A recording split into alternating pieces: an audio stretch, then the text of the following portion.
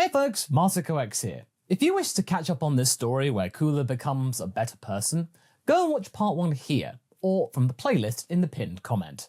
Enjoy! The Booleans of planet Bas were terrified for their futures. Those robotic invaders were able to dismantle the Cooler Force troopers rather quickly. What was even more worrying was the fact that they were rounding them up and taking them somewhere. All those relays that the drones were building rather fast were looking quite ominous. It was truly looking like the mechanical plague was consuming their planets and buildings in order to create these things. It wasn't even a typical invasion. At least they understood what that was. It felt like some kind of sickness spreading. Panicked, Booleans were cut off from the other parts of the Empire, unsure about their future. And then, after a few weeks of said invasion, he descended from the air, their emperor, their savior. Most of them never saw anyone of his clan with their own eyes before. They were like legends, only told in hushed words, and the honor of meeting a member of the family had been reserved to the likes of high-ranking soldiers like Goldo. Seeing the wrath of the emperor descending from the sky to bathe those mechanical invaders in the light of his destructive attacks was indeed a sight to behold, something that many of those Booleans would treasure for the rest of their lives and pass on to the next generation. For the first time in their history, they felt that they were part of something greater than the sum of their individual lives, that there was someone looking after them and not just demanding. That day changed their perspective on the Emperor himself. Those who knew him before said that there was something different about him. It was as if his fury was far more righteous than before. Perhaps it was due to his journeys. Their lord had been silently criticized, as no one would have dared to have done so in his presence, by some of the older followers of his later brother and father for disappearing for long periods of time. But maybe this became the foundation for his new strength. Maybe the Emperor was seeking enlightenment. One could argue that planet Bas wouldn't even be in this situation if he had never left, but would he be able to stop this mechanical sickness if he hadn't gained this power and wisdom on his journeys and remained present? He was fighting for them, and every Boolean that was capable of defending their home was fighting with him. "Do not be afraid, citizens of Bas. I am here to protect you," he said. "We are taking your homes back." And they believed him. It wasn't just wishful thinking. They truly believed. And he kept them on to that promise. The ships that were capturing their civilians had been halted. The relays blocking their communications had fallen. The drones building them, obliterated. It was clear that the Emperor had one goal in mind: to cleanse the planet of the mechanical filth that had been bothering the citizens of the planet and other worlds that were under his protection. Protection, not control. They could really feel that he meant that this time. What had changed? That really didn't matter for the Booleans. The moment the Emperor dealt with this first batch of the invading force, the fear and anxiety that they had felt was replaced with hope. And sure, they were still their sisters and brothers being kidnapped by the mechanical swarm to be had. They had to be rescued. But there was no doubt in their mind that the Emperor was going to save them and they would be brought back home. For the first time, Cooler was not merely a ruler, a despot. For the first time, he felt like a true protector. The kind of protector who was merciless and unrelenting against anyone who would hurt those that he sought to protect. The kind that they needed right now. After the dust was settled, they could now behold the sight of their Emperor, standing over the legion of destroyed machines, amongst liberated people of planet Bas. And man, he looked cool doing it. Cooler looked around. The enemy was in retreat. That was good. Another planet he had managed to liberate. Although he didn't have his ship anymore, he managed to steal one of the big getter ships that were attacking Nogame. Then he followed the invading force to Tritech, and the rest was history. Still, he was worried that the mechanical fleet could produce those things faster than he could free the worlds that they had taken. Nevertheless, he wasn't alone this time, as he had small fleets of Brentians, Booleans, Tritechians, Ananukians, Ketlians, and a couple of others to name but few. He needed them to provide a distraction, so he could get aboard the big Getester and overthrow its masters, who he was pretty sure existed. Right now, he had gathered his commanders as they looked at a holographic display of that mechanical aberration. They didn't have any schematics to go on, so they would be going into this pretty much blindly into the heart of the enemy. But alas, this was the only option they had. "You need to take your best ships, but make sure that we will not destroy the station too soon," he said to his officers. "Lieutenant Carponi, how many fighter squadrons have you managed to complete?" 12, my lord. We'll be ready to protect the transport ships," the Brentian saluted. "Good. Corporal Tetley, make sure you have your best men aboard your transport ship. This is both a boarding and a rescue mission. Do not forget that." He raised his finger at a massive burly Ketlian that was looking intently at the display of the big Getester. "I shall make an opening for you and your squad. The priority is to take away as many of our prisoners as we can." "Of course, my lord. Understandable." Clearly saluted by placing his enormous fist on his chest after saluting that time. "All right, Ensign Palm, you do understand that your squad is tasked with a scouting mission, correct? You see anything that might cause problems, you fall back. We do not want you to be captured. It is not just some sentiment or anything. You saw those replicas of Commander Salza. They might be able to do that to each and every one of you. We do not need the enemy to know any more of our secrets." "Yes, my lord, I do understand." The youngest here, a Boolean girl, saluted, feeling excited and honored that the Emperor had chosen her for this task. "Worst case scenario, we simply free our people, but in the best case, we are taking this thing down for daring to mess with the Kula Empire and its citizens. You are here because I believe that you can give us that victory. Make me proud. Fight well and fight smart. I do not have the use of martyrs. Is that clear?" "Yes, sir," a choir of voices answered. He looked at them. They were hardly his first choices, and they were a ragtag group, gathered because the officers stronger than them were kidnapped by their big Getester. But they didn't need to know that part. Right now, he needed them to believe that they were the best of the best. And maybe, just maybe, a bit of that faith would carry them forward so they would become the best of the best. Or at least keep the enemy long occupied enough so Kula could just deal with the issue himself. Still, he was sure all of them were loyal and grateful to have been included. It was like the old times with his armored squadron again. Nice to have soldiers around him.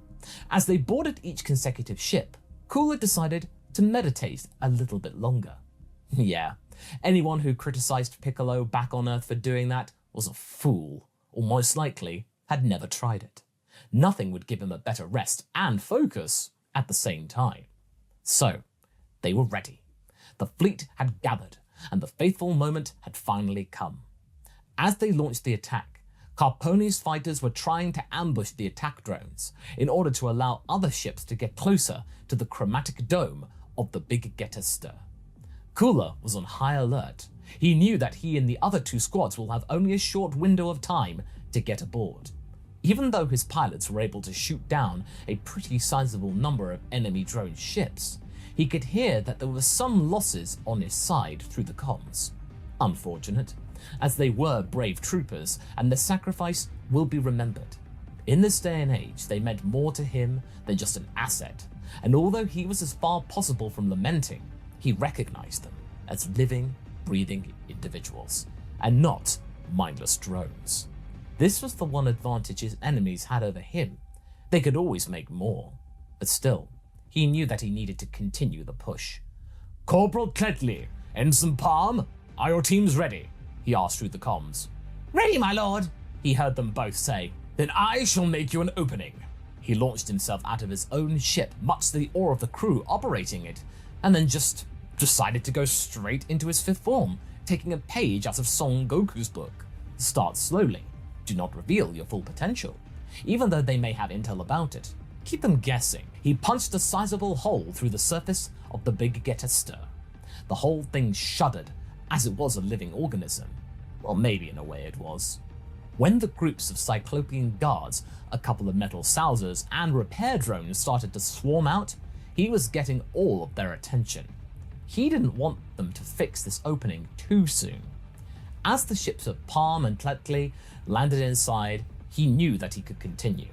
And It was very bare bones inside, surprisingly so. It was as if the interior of this station wasn't really meant to house organic life. He was fighting off the wave of the enemies. At this point, he did know their weaknesses and was able to turn them against each other. "Ensign, this is your cue. Check it out. Locate our people," he yelled through the comms. Yes, my lord, She said, and he could see a small group of stealthy scouts moving from the openings that he had created. Minutes passed, many minutes passed, and with the help of Tetley and his men, he was fighting off the swarm. There was even a brief moment when he thought that Palm had been slain. But not long after that, they both got in contact. we found the civilians. They are connected to some machine. We need more people to take them away from here. There are a lot of them. We are going to need more transport ships. "You heard her, Tetley. Go and help." But my lord, wouldn't it be smart to at least have leave some men behind to aid you? The corporal looked at his emperor concerned. "I can handle myself. This was an order. Go and get the people." As you wish. Tetley saluted and ordered his group to follow in the footsteps of Palm. Now, Cooler could go further without endangering his troops. He started to move deeper and deeper through the layers of the big Getester. He had to find Salza. Finally, the area started to change and fewer troops started to appear. Also, his communications had gone silent. They had him right where they wanted him. But was this really a trap like you would expect? This part seemed newer, and it looked like an excuse for a palace, a pale imitation of someone's desire for wealth, but still a palace. Yes, this should have been obvious from the very start. "Damn you, Elec," Cooler gritted his teeth under his mask. "Ah, so your lordship finally honors us with his presence." He could hear an omnipresent and familiar voice of the leader of the Heater Gang. It seemed that it was broadcasted at him throughout all of the walls. "How do you like my new ally? Quite sizable, wouldn't you say?" "Ally? So this thing really is something more than a piece of junk?" Elect laughed slightly, and his laughter reverberated around the walls. "Oh, Lord Cooler, Big Getester is as much of an entity as either you and I. It just took some time to get to where it was right now. Gathering old pieces of tech that we had carelessly dispatched. It wanted only to grow and evolve. Sound familiar?" Cooler said nothing. He was walking through the labyrinthian corridors, not wanting to cause any more destruction or receive any more distraction, as it might have resulted in chain reactions that could have hurt his people. "Well, after you were busy playing with your earthling pals, we managed to communicate with one another, and it occurred to us that we were quite similar, the Star and myself. For example, we both value information."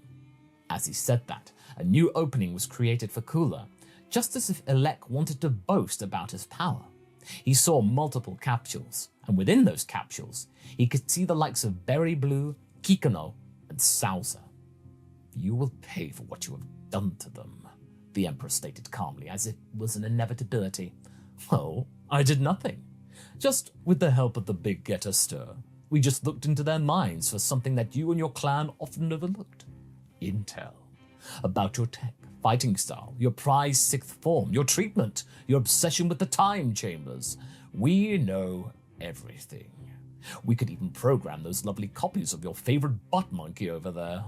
Salza's capsule lit for a moment. It will certainly lift up your mood that his mind was very resilient. He is quite the fighter, that one.